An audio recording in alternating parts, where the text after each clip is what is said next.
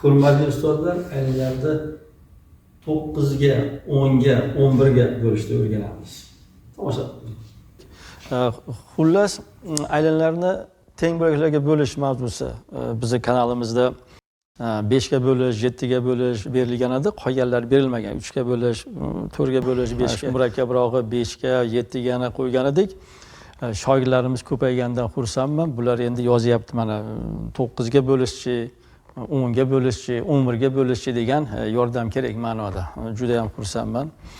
Biz hozir endi aylanlarda aytaylik, mana 9ga bo'lishdi. Hozir ko'ramiz. Keyin 10ga bo'lamiz, keyin 11ga bo'lamiz. Umuman o'rganamiz. Xo'p, buning uchun bilasiz, nima qilish kerak? Markaziy o'q chizig'lar chizilish kerak. Oldin aylanlarni hosil qilib olaylik. Xo'p.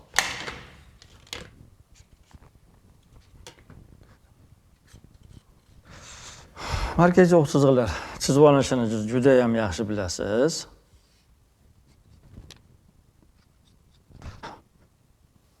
Aylana markazi. Aylana chizamiz. Endi kattaroq qilib chizishga harakat qilamiz.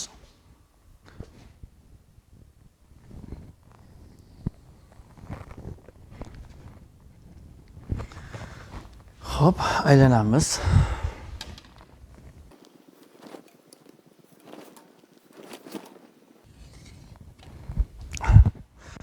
Xo'p, sizni takliflaringizga binoan aylanani bundan chiqdi. Biz 9ga bo'lyapmiz. Endi aylanani aytaylik, o'sha o'zingiz ham bilasiz, bir necha xil usullari bo'ladi. Men sizga hozir bir umumiy usulini ko'rsatsam-da, keyin bir soddaroq usulini ko'rsatsam, menimcha qulay bo'ladi. Uning uchun nima ish qilishimiz kerak? Xo'p, uning uchun sirkulni olib radiusni 2 marta kattalashtirasiz. Ya'ni mana bu yerga qo'yasiz. Mana bu yerga sirkulni qalamini qo'yasiz. Bu ignasini qo'yasiz. Yo'l chizasiz. Mana bunday olib kelib. Xuddi shu ishni teskarisini qilasiz. Mana bu yerga qo'yasiz. Aylanani olib kelasiz, olib borasiz. Ikkalasi xullas kesishadi. Kesishini ham ko'rsatib qo'yilgan. Kelib mana bu yerda kesishadi. Ya'ni shu chiziqda davomida kesishadi o'z aslida. Ya'ni mana bu yangi aylanish markazi bo'lsin. Keling. Bu 0, 2 bo'lsin. Ba'zi kitoblarda buni boshqacha harflarni qo'yishadi. Buning umuman ahamiyati yo'q. Ana endi ixtiyoriy qiyalikda bitta chiziq chizasiz.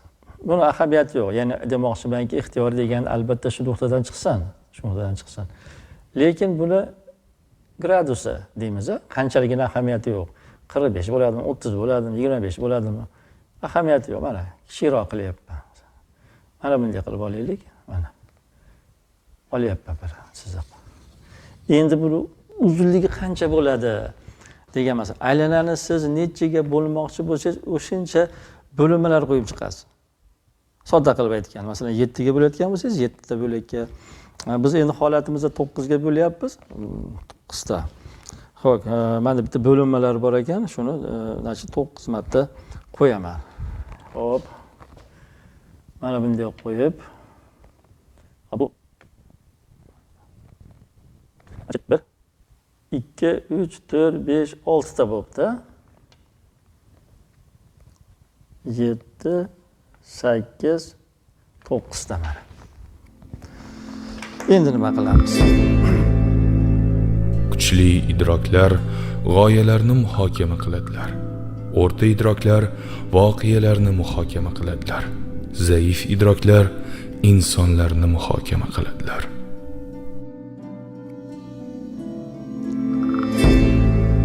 Xo'p, endi nima qilamiz? Endi agar bilgan bo'lsangiz, men hali yuqorida ham aytib o'tdim, bu umumiy bir yo'li. Masalan, 7ga bo'lganingizda ham, 10ga, 11ga bo'lganingizda ham mana shu usulni qo'llashingiz mumkin. Xo'p, ana endi lineykamiz bilan mana shu 1 2 3 4 5 6 7 8 9 bo'lsa, mana shu o'qimizni, masalan bizni koordinat o'qimizni bo'lsam mana bu o'qni deylik, mana shu nuqta bilan nima qilasiz? Birlashtirasiz mana. Ya'ni mana bu bilan eng aylana o'qi bilan kesishgan joy bilan nima qilasiz? Birlashtirasiz mana. Mana bunday qilib. Harfiy belgi ham qo'yaylik, sonli belgi ham qo'yaylik. Mana 9 deylik. Mana 9 bo'lsa. Xo'p, bu 9 edi-ku, to'g'rimi? Bunisi mana endi siz ikkita lineykadan foydalanasiz. Ya'ni endi listda chizganingizda qulay bo'ladi. Ikkita lineykadan foydalanish. Bizning holatimizda sal murakkabroq bo'lsa ham mayli, bir qo'yib ko'raveramiz. Shunday bo'lsa ham. Xo'p, mana bunga bunday qo'yib turib nima qilishimiz kerak? Mana shunday olib parallel jildirishimiz kerak. Mana bunga mana. Endi bizda sal noqulay bo'lgani uchun mana shunday qilib jildirib chiqadi hammasini. Tushunarligi? Endi buni shunday qilib parallel olib ketsangiz, bunisi mana 8 bo'ladi. Bunisini olib kelamiz 7 bo'ladi. Hozir buni haligi izmeritel sirkullarimiz bor, ikkala tomoni ignali. O'shani olib turib, mana shu masofani olib, aytaylik 8 dan 9 gacha bo'lgan masofani olib qo'yib chiqsak ham bo'laveradi, maxsus.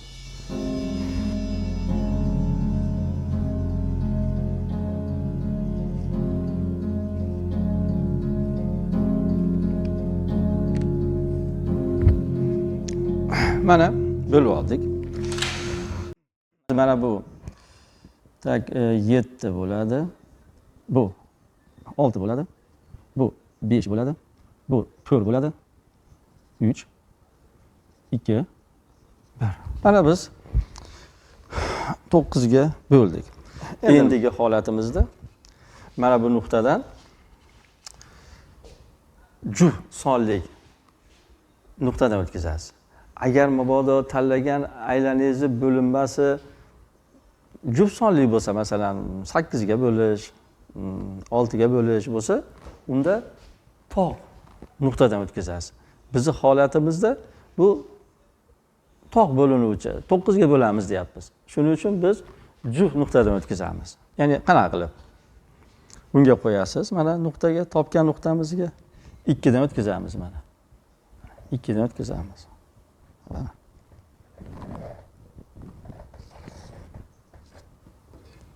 Mana shunday holatda. Keyin nechidan o'tkazamiz? Keyin albatta 4 dan o'tkazamiz.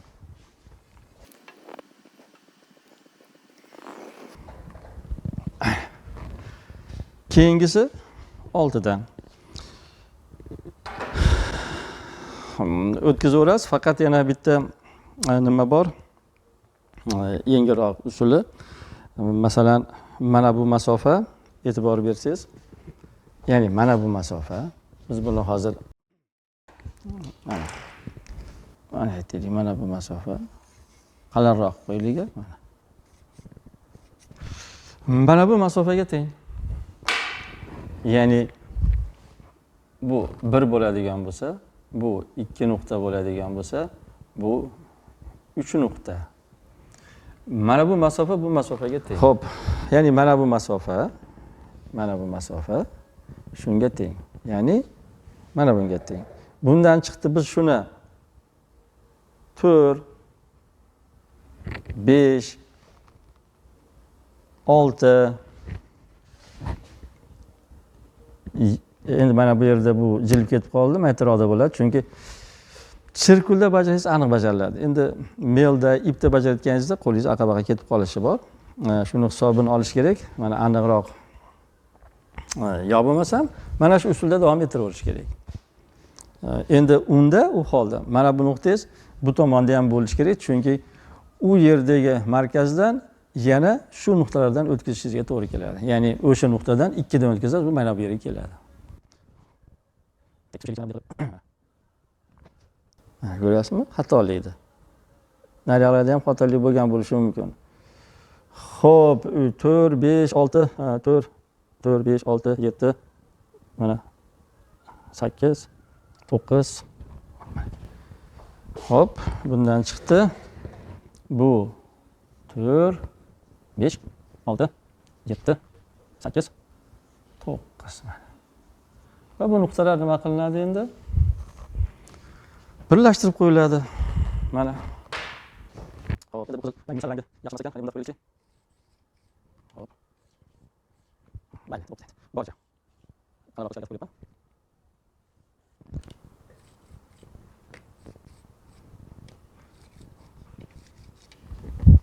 Mana biz aylanani 9 ga bo'lib oldik.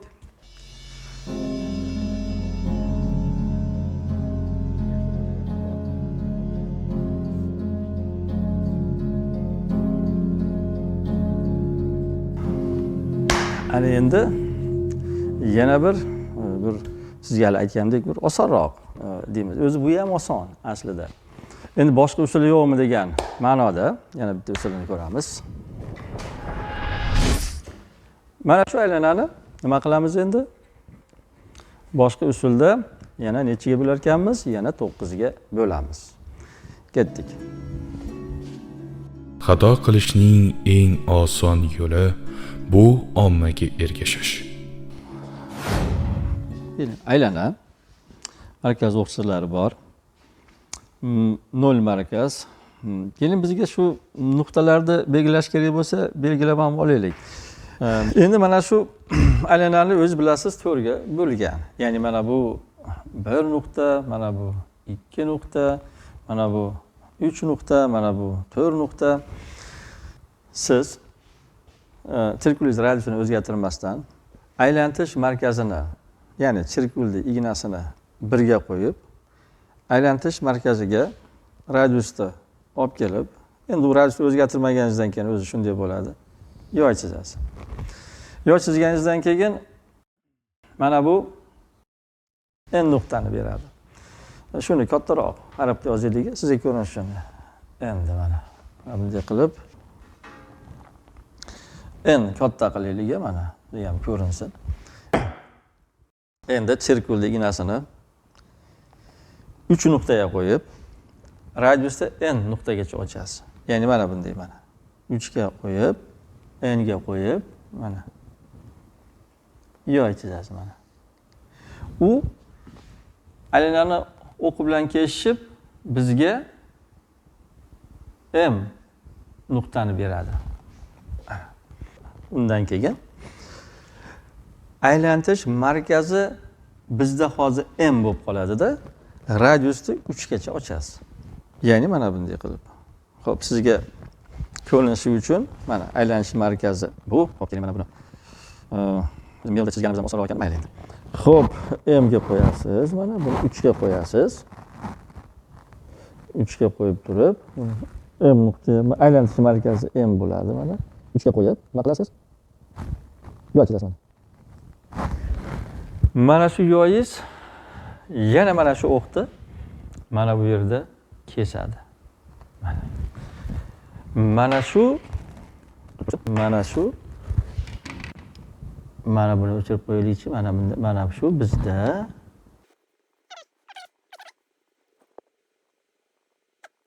aylanani 9 ga bo'ladi. Xo'p, mana shu masofa. Ya'ni bundan chiqdi bu 2 bo'ladi. Bu 3 bo'ladi. Mana bu 4 bo'ladi. Mana bu 5, 6, 7, 8, 9. Ana endi bularni nima qilamiz? O'zaro birlashtirib qo'yamiz. Hop.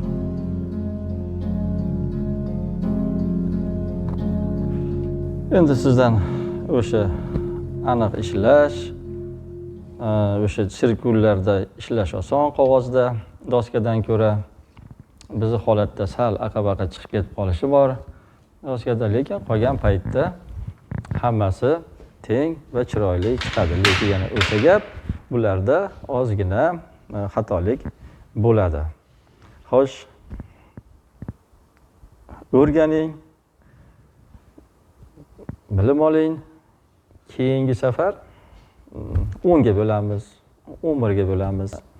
shu aylanlarni bo'layotganimizda 9ga, 10ga, 11ga shu ayrim o'quvchilardan savol chiqadi. Bu aylanlarni bo'lganimizdan keyin va mana shu jarayonni qayerlarga ishlatamiz desangiz, bu jarayonlarda e'tibor bersangiz, har xil sohalarda ishlatish mumkin. Disk ishlab chiqarishda, yo bo'lmasam o'sha naqshlar ishlashda, texnologiyalarda kulachoklarni ishlab chiqarishda, o'zi chizmachilik fani ijod, ya'ni yangilik yaratishda birinchi o'rinda turadigan fanlardan bittasi hisoblanadi. Bu usul ham 9 ga bo'lindi. Xohlaganingizda nima qilishingiz mumkin? Foydalanishingiz mumkin. Siz ham chizib ko'ring albatta. Bir necha marta chizganingizdan keyin aniqlik darajangiz o'sib bo'ladi. Ya'ni mahoratingiz o'sgan sari sifat kirib bo'ladi chizimingizga ham. Bir marta, ikki marta chizish bilan bo'lmaydi. Sizga omad tilayman. Bilim olishdan charchamang.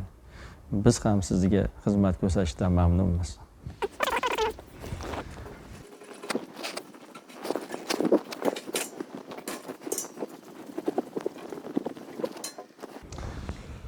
Xo'p, ana endi 10 ga bo'lamiz aylanani. Men faqat hech narsani bilmasligimni bilaman.